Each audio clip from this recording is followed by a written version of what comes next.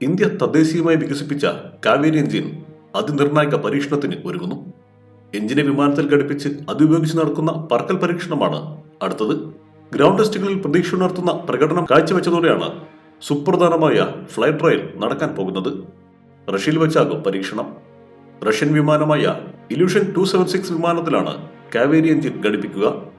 1 മാസം നീളുന്ന പരീക്ഷണമാണ് നടക്കുക.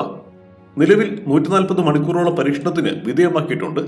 ഇതിൽ 70 മണിക്കൂറും എഞ്ചിൻ വികസിപ്പിച്ച ഗ്യാസ് ടർബൈൻ റിസർച്ച് എസ്റ്റാബ്ലിഷ്മെന്റിൽ തന്നെയാണ് നടത്തിയത്. എഞ്ചിന്റെ ആൾട്ടിറ്റ്യൂഡ് പരീക്ഷണങ്ങൾ റഷ്യയിലെ സെൻട്രൽ ഇൻസ്റ്റിറ്റ്യൂട്ട് ഓഫ് ഏവിയേഷൻ മോട്ടോർസിലാണ് നടത്തിയത്. എഞ്ചിനെ 40,000 അടി ഉയരത്തിലെത്തിച്ചുള്ള പറക്കൽ പരീക്ഷണമാണ് ഇനി നടത്തുക. എഞ്ചിന്റെ പ്രവർത്തനക്ഷമത, ത്രസ്റ്റ് എന്നിവയാകും പരിശോധിക്കുക. ഇല്യൂഷൻ 276 മോഡൽ വിമാനത്തിന് 4 എഞ്ചിനുകളാണ് ഉള്ളത്. ഈ 4 എഞ്ചിനുകളിൽ ഒന്ന് മാറ്റി പകരം കാവേരി എഞ്ചിൻ സ്ഥാപിച്ചതിന് ശേഷമാണ് പരിശോധനകൾ നടത്തുക. എഞ്ചിന്റെ മെക്കാനിക്കൽ, ഇലക്ട്രിക്കൽ, ഫ്യൂവൽ സംവിധാനങ്ങൾ എത്രത്തോളം കൃത്യമായി പ്രവർത്തിക്കുന്നുവെന്ന് ഇതിലൂടെ വിലയിരുത്താം. വിമാനം പറക്കുമ്പോൾ ഈ വിവരങ്ങളെല്ലാം തത്സമയം റെക്കോർഡ് ചെയ്യുകയും ഗ്രൗണ്ട് സ്റ്റേഷനിലേക്ക് വിശകലനത്തിന് കൈമാറുകയും ചെയ്യും. പരീക്ഷണത്തിന് മുന്നോടിയായി വിമാനത്തിന്റെ സംവിധാനങ്ങളോട് ചേർന്ന് കാവേരി എഞ്ചിൻ പ്രവർത്തിക്കുന്നുണ്ടോ എന്നറിയാൻ ടാക്സി ട്രയൽ ചെയ്ത് നോക്കും. വിമാനത്തിനെ റൺവേയിലൂടെ ഓടിച്ചു നോക്കിയാണ് ഈ പരിശോധന നടത്തുക.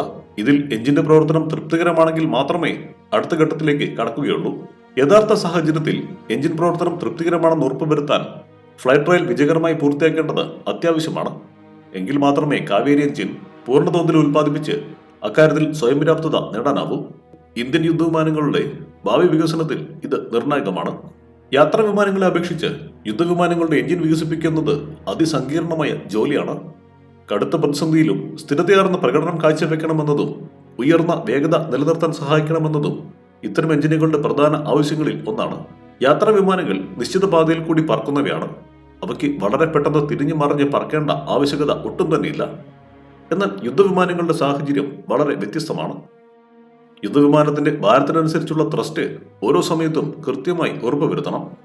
അന്തരീക്ഷത്തിൽ നിന്ന് വായു വലിച്ചെടുത്ത് ഇന്ധനവുമായി ചേർന്ന് ജ്വലിപ്പിച്ച് അതിശക്തമായ ത്രസ്റ്റ് ഉൽപ്പാദിപ്പിക്കുകയാണ് വിമാന എഞ്ചിനുകൾ ചെയ്യുന്നത്. നിലവിലെ വിലയിരുത്തൽ പ്രകാരം ആഫ്റ്റർ ബർണർ ഇല്ലാതെ 49 മുതൽ 51 കിലോ ന്യൂട്ടൺ ത്രസ്റ്റ് വരെ കാവേരി എഞ്ചിൻ ഉൽപ്പാദിപ്പിക്കുന്നുണ്ട്.